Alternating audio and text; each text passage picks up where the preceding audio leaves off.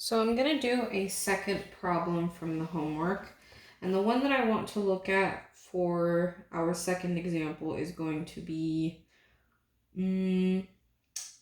let's go ahead and do number 9, which is negative 15 times a plus negative 2 over 5.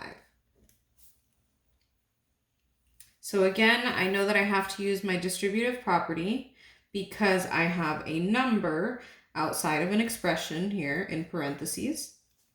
So again, I'm simply going to multiply negative 15 times a as well as negative 15 times negative 2 over 5. So when I rewrite my problem, it's going to look like this. Negative 15 times a plus a negative 15 times negative 2 over 5. So when I multiply negative 15 times a, that is really just going to be negative 15a. Remember that just like how we have here in the first product between a number and a variable, all we have to do is get rid of the parentheses and watch our signs. In this case, we have opposite signs again, a negative 15 times a positive a, and that is going to give me a product of negative 15a. And then I'm going to add the product of negative 15 times negative 2 over 5. Because I want to multiply fractions with fractions, I can think of it like this. I can think of it like negative 15 over 1 times negative 2 over 5. So I'm just going to represent that in my new expression.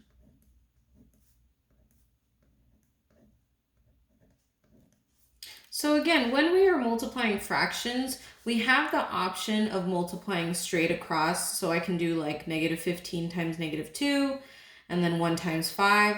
Something similar to what I did up here where I multiplied straight across to get negative 12 over 8.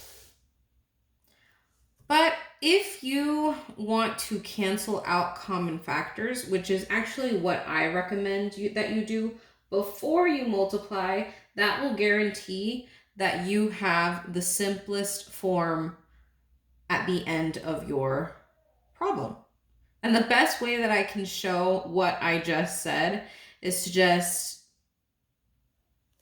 just write it out. So I'm going to write this out as negative 15a plus negative 15 times negative 2 over 1 times 5. So all I've done here is that I've rewritten my two fractions being multiplied as one fraction where I'm multiplying the factors. So the factors present here are negative 15, negative 2, 1, and 5. When I look to see if I can cancel out any common factors in the top and the bottom, I don't see any numbers that I can cancel out just yet, because none of these numbers are the same on both top and on bottom. However, we can break up the bigger numbers into factors. So I see that negative 15 is a number that has factors other than, like 1 times 1, 1 times 2, 1 times 5. So I'm going to look at the factors of 15. Sorry about my nephew, he's crying. Oh, oops, I have to center this. All right, so I'm going to look at the greatest, or just the factors, honestly. Just the factors of 15. And the factors of 15 are, well, obviously 1 times 15. And then we also have 3 times 5. So if you notice here, I have the factor of 5, and I also have the factor of 5 here.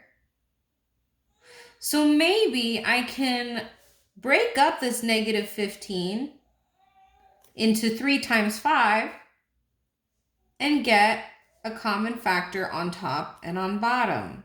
So let's just see what that might look like.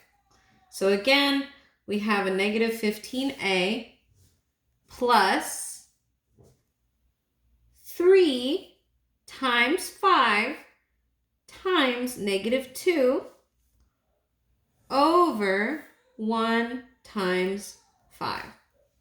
Now, before I go ahead and cancel out my common factors, because you can see here that I have a 5 on top and on bottom, and then I can just get rid of them, right? I'm going to remember, wait a second, this is a negative 15, and I have to take that negative into account when I break up these common factors. So if I make this 3 a negative, when I multiply negative 3 and 15, that's going to give me the same negative 15 that I started with. That's something that you want to pay attention, is your signs. I've told you before that your signs will make or break your answer. So it is important, if you want to split up your bigger numbers into smaller factors like this, that you take into account that this product has to give you that same sign. So that's why I have a negative 3 times 5 times negative 2 over 1 times 5. So again, in order to cancel out a common factor, I have to have it on top and on bottom exactly the same. So these are both a positive 5, and I am able to just get rid of them. When I get rid of my 5s, I'm going to have a negative 15a plus a negative times a negative. So that's going to be positive 6. Remember, same signs give me a positive answer over 1. When I think about 6 over 1, this is the same as a positive, just a 6 divided by 1, right? Because 6 over 1 is the same as 6 divided by 1. So I can think of it as just 6. So my final answer here is going to be negative 15a plus 6. That is going to be my final answer here after I distribute my negative 15 to both of these terms on the inside. So we have done 2 problems here, and I hope that was helpful to you. There are a lot of skills that you have to present when doing problems like this. You have to know how to use the distributive property. You have to know how to multiply different signs. You have to know how to multiply fractions and how to simplify those fractions.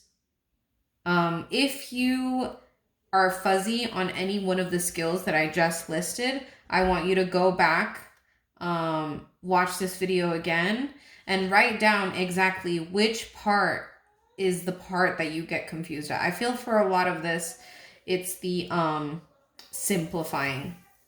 So whichever way you want to simplify, whether it's multiplying straight across and then dividing by the greatest common factor, or writing out your problem, kind of stretching it out, and then canceling common factors on top and on bottom, whichever way works for you, is the way that I want you to do this.